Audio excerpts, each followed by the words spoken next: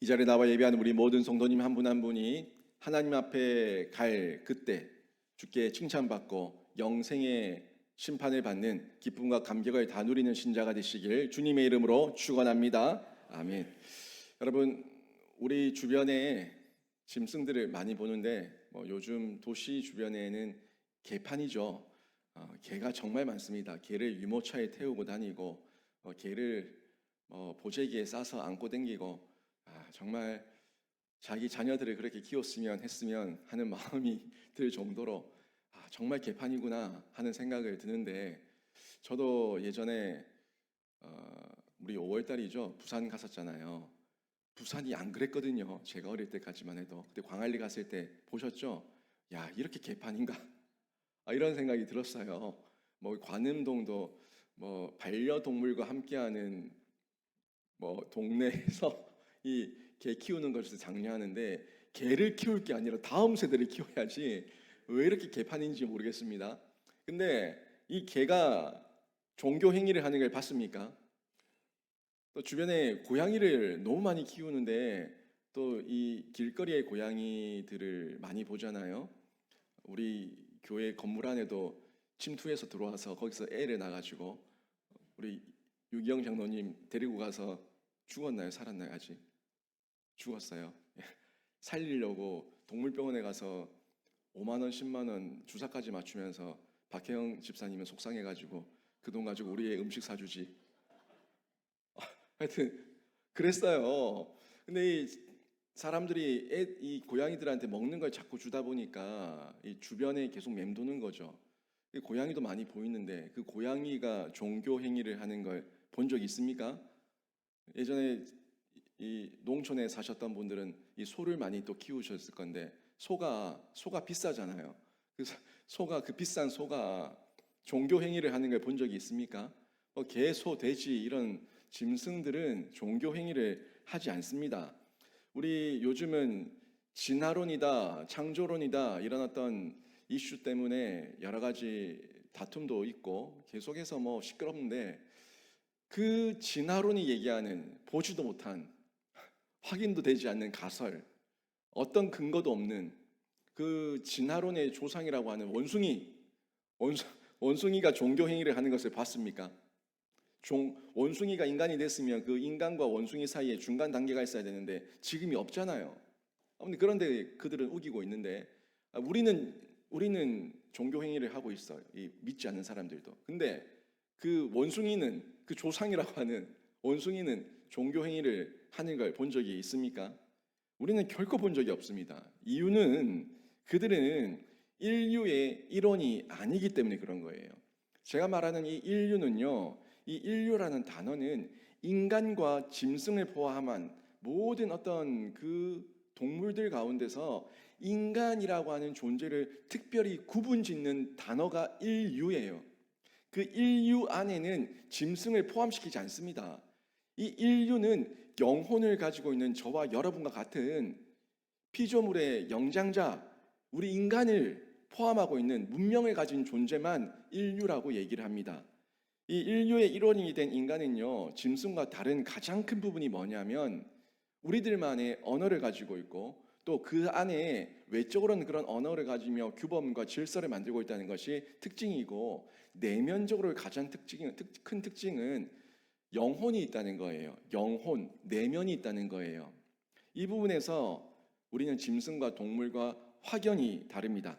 그래서 이 인류에 살았던 인간은 모두가 다 그런 고민을 했어요. 나는 누구인가? 나는 어디서 왔고 나는 어디로 가는가?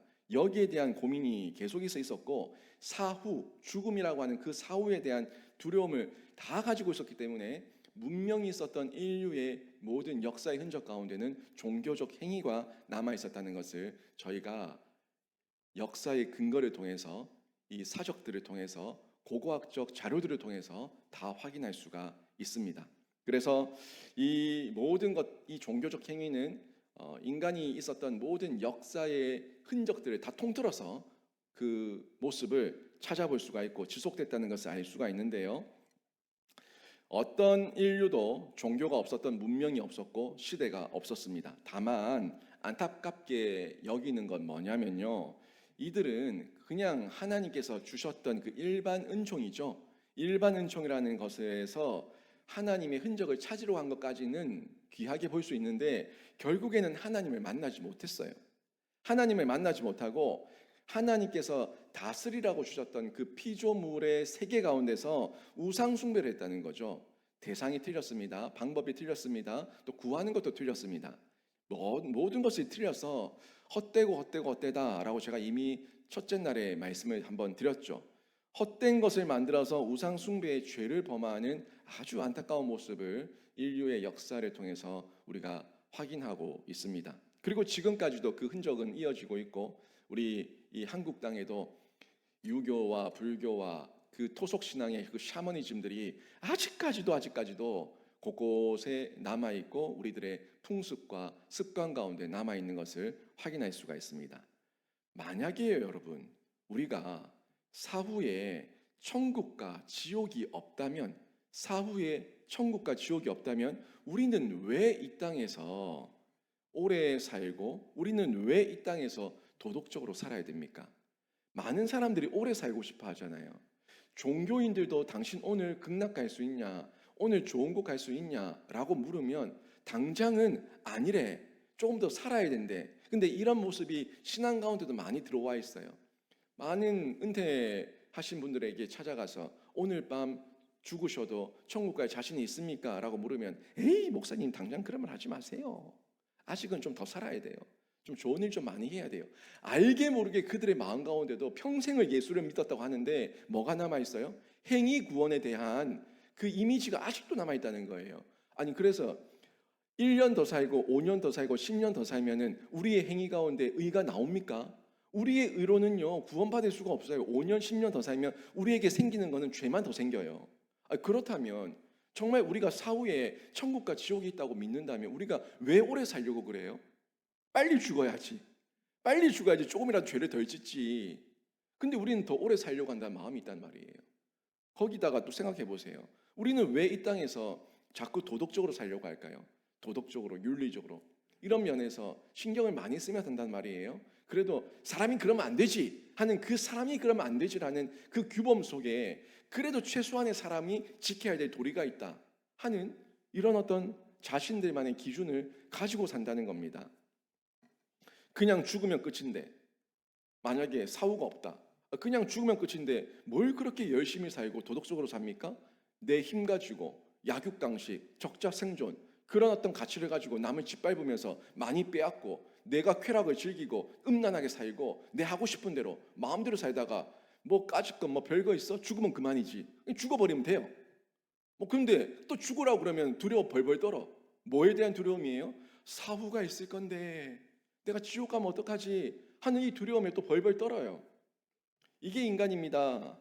이래 사나 저래 사나 한평생이라고 말은 하지만 내 마음대로 짐승처럼 살지 못하는 인간, 양다리 걸치고 살아가는 존재들, 이 세상의 대부분의 사람들입니다. 우리는요, 그래서 뭔가 모르는 그 이데아, 뭔가 모르는 절대자, 이게 철학이에요. 고대로부터 이 철학에 대한 사상과 고민들이 계속해서 펼쳐지는 가운데 그 이데아 절대자는 어디 있는가에 대해서 탐구하다가 천문학이 생기고 또 모든 자연과학이 생기고 인문학이 생기고 모든 학문이 철학에서 파생된 거예요. 그 모든 철학은 하나님에 대한 존재에 대해서 찾다가 하나님이 만든 피조 세계를 보고 그 여러 학문 하나하나가 만들어진 거죠. 우리는요, 이런 두려움을 가지고 있었기 때문에 인류가 있는 시대 가운데 사회를 만들고 그 사회 안에서 도덕적 질서를 만들고 그리고 인간 서로가 지켜야 될 규범을 만들면서 또 종교를 가지며 살아가고 있었던 겁니다. 사후가 있고 우리 안에 영혼이 있다는 것을 이미 인류가 증명해주고 있고 인류 가운데 있는 종교적 행위를 통해서 또 지금도 사람들이 가지고 있는 내면의 두려움을 통해서 우리는 영혼이라는 것을 가지고 있고 어렴풋하지만 우리가 죽음 이후에 뭔가가 있다. 그리고 나를 보내신 누군가가 있다. 나를 만드신 누군가가 있다는 것에 대한 고민과 생각을 가지고 있다는 겁니다. 그래서 이 영혼이 어떤 존재인가에 대해서 딴 데서 찾을 거 아무것도 없어요. 일반 은총으로는 완벽하게 찾을 수 없지만 특별 은총인 이 성경으로는 우리가 확실히 찾을 수가 있습니다. 왜? 하나님께서 그 영혼을 어떻게 시작하셨고 어떻게 만들어 주셨는지에 대해서 명확하게 얘기하고 있고, 또 우리에게, 예수 믿는 우리에게 그 영혼이 어떻게 중생하게 하셨는지에 대해서 명확하게 얘기해 주고 있기 때문에 이 부분을 저희가 잘 정리하고 있을 때에 여러분 앞에 일어나는 많은 불신자들과 예수 믿지 않는 태신자들의 도전 앞에 여러분이 변증할 수 있고 그 영혼에 대해서 말할 수가 있다는 거예요. 최초의 영혼, 최초의 영혼의 이 시작은 창세기 2장 7절에 나옵니다. 창세기 2장 7절에서 하나님께서 아담을 만드셨죠. 그리고 아담을 만드신 이후에 육체로만 있는 것이 아니라 아담에게 영혼을 불어넣으시는데 그게 생기라고 얘기하고 있어요. 생기를 불어넣으셨다고. 생기를 불어넣으셨고 이후에 많은 영혼들이 죄를 지어서 죽었고 죽을 수밖에 없는 존재가 되었고 뼈밖에 남지 않은 존재가 되었을 때 또 하나님께서 그 영혼들을 소생케 하셔서 다시금 살 기회를 주시고 다시금 사명을 주시고 다시금 하나님 나라의 군사로 일으키시는데 이게 에스겔서에 또 나옵니다.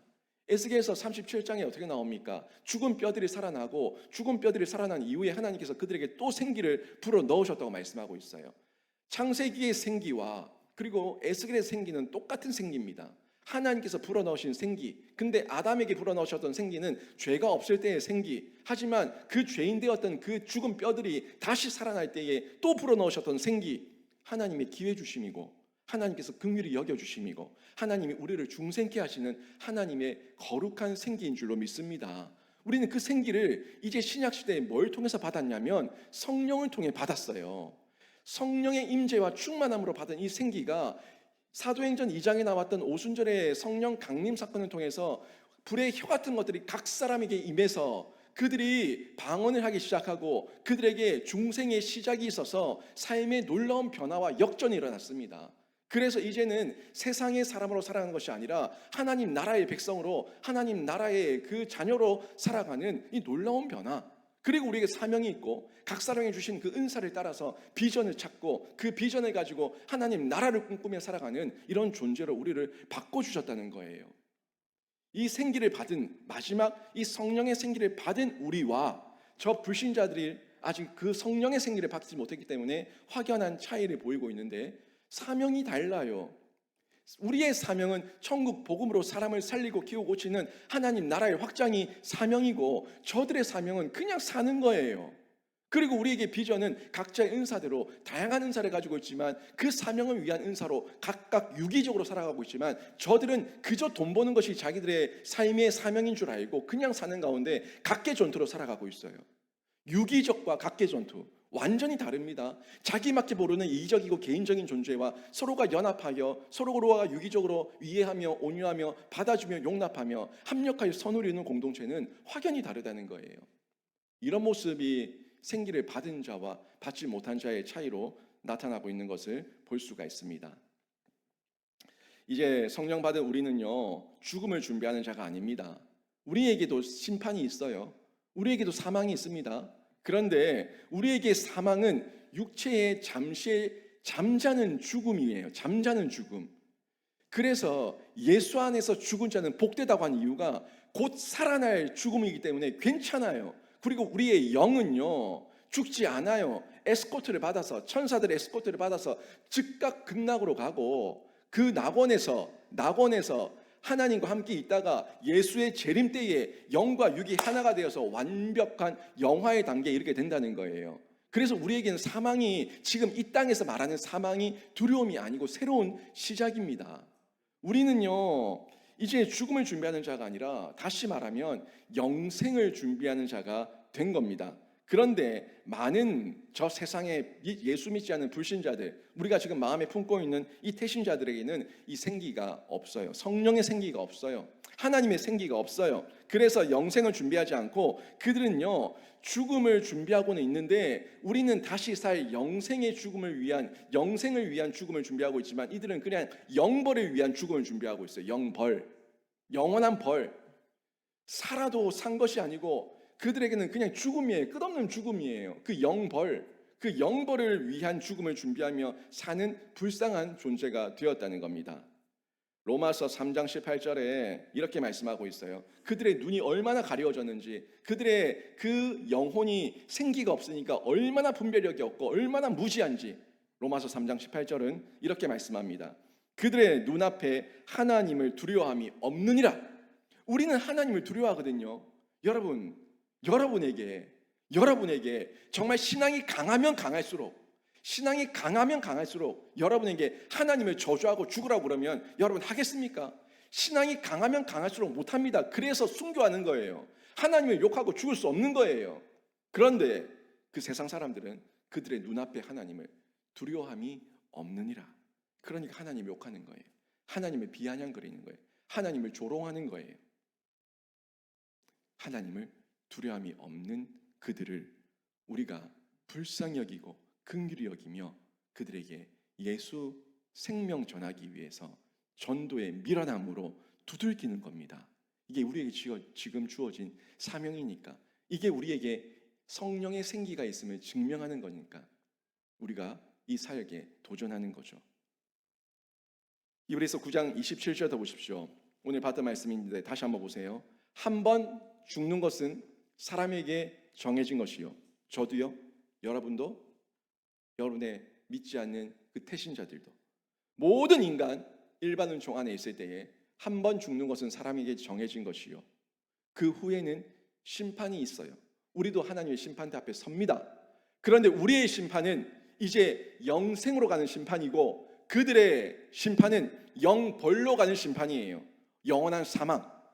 그러니까 이 부분에 있어서 우리가 경각심을 가지고, 나에게의 심판은 기쁨의 심판이지만 저들의 심판은 진짜 죽는 심판이구나 하는 애통함, 이 긍휼히 여기는, 불쌍히 여기는 마음을 품어야 되는 거죠. 성경에는 이 심판에 대해서 정말 많이 얘기하고 있습니다. 성경에서 이 심판에 대한 이야기를 구약에서만 거의 600회가 넘게 기록되어 있고 신약에서만 25회 이상 이 심판을 기록하고 있습니다. 정말 많이 나오죠? 그런데 구약에서든 신약에서든 이 심판을 기록하면서 심판이 있을 것이다, 심판이 있을 것이다, 이 심판을 언급하는 그 이유는 이 심판받고 죽어버려라 이게 아니라, 이 심판이 있으니까 빨리 경각심을 가지고 돌아와라, 이게 하나님의 사랑인 줄로 믿습니다. 아직 기회가 있으면 우리에게 공언해 주시고 이 소리를 듣고 돌이킬 것을 촉구하고 있는 하나님의 사랑인 줄도 믿습니다. 이걸 우리는 들었어요. 그래서 우리는 예수를 믿게 된 겁니다. 거룩하신 하나님의 심판은요, 일관되게 선포되고 있습니다. 믿는 자들, 믿지 않는 자들 모두에게 선포되고 있습니다. 믿지 않는 자들에게는 또 우리를 통해서 그 심판을 선언하게 하시는 거예요. 여러분에게도 이미 믿고 있지만 저를 통해서 계속해서 공언하게 하시고 선포하게 하시는 거예요. 왜? 성경이 나와 있으니까. 그러니까 믿는 우리는 날마다 경각심을 가지며 날마다 경성해서 더 자라가는 신앙인이 되고, 저들은 아직 한 번도 그런 두려움을 느껴본 적이 없으니까 두려움을 느끼고 빨리 돌아오라는 촉구의 메시지가 되는 거죠. 하나님의 공의와 정의의 실현이 있을 때가 있는데 그 공의와 정의를 실현하기 전에 먼저 사랑으로 기회 주시는 하나님의 음성이 심판과 징계와 경고의 메시지라는 거예요. 아직 기회가 있습니다. 사람은 죽음의 상황의 문턱에서야 그제야 후회합니다. 사람이 숨 헐떡헐떡 넘어가고 이제 내가 죽는구나 라는 그 상황이 돼서야 눈물 흘리며 콧물 흘리며 내가 죄인이라고 고백하는 사람들이 많습니다. 그런데 그 시간이 주어지면 복이에요. 마지막 회개하며 마지막 자복하며 마지막 하나님 앞에서 눈물 콧물 쏟을 수 있는 시간이라도 주어지면 그래도 복이에요. 하나님께서 택한 자예요. 그런데 그 복된 후회와 회개의 시간도 없이 죽는다면 어떡할 겁니까? 오늘 밤 심장마비로, 갑자기 뇌졸중으로, 심경긍색으로 갑자기 쓰러져서 갑작스런 사고로 회개할 기회도, 뉘우칠 기회도, 사과할 기회도, 미안하다 말할 기회도 없이 죽는다면 어떻게 할 거예요? 우리 모든 태신자들이 마지막 그 임종의 시간을 맞이하며 죽을 거라는 확신이 있습니까? 언제 어디서 어떻게 죽을지 모르는 사람이 우리 인간이에요. 그래서 우리가 그들이 호흡이 있을 때에 그 죽음이 어떻게 임할지, 도적같이 임할지 아무도 모르기 때문에 우리는 안타까운 마음으로 그들이 호흡하고 있을 때에 또한 내 안에 역사하시는 성령의 거룩한 예수의 생명과 부담감과 전도의 미련함에 대한 이 소망이 있을 때에 우리가 찾아가서 복음을 전하고 그들의 심령을 두들기는 겁니다. 우리 태신자들에게, 가족에게, 여러분, 이 죄인됨과 사망과 심판에 대한 부분을 여러분이 정확하게 이해를 하셔서 다시 찾아가 복음 전하시기를 바랍니다. 한 번 죽는 인생의 끝에 심판과 예수 안에 영원한 생명을 전해서 그들이 죽음의 심판을 선택할 것인지 아니면 영생의 심판을 선택할 것인지 우리는 그저 전도의 미련함으로 다시 한번 두들겨 보는 거예요. 찾아보는 거예요. 구해보는 거예요. 이번 새생명 초청잔치 여러분이 이 마음 가지고 또 두들기시고 또 찾을 때에 새 생명의 열매를 많이 거두시고 하나님 앞에 영광 돌려드리는 생명사역자 다 되시길 주님의 이름으로 축원합니다. 아멘.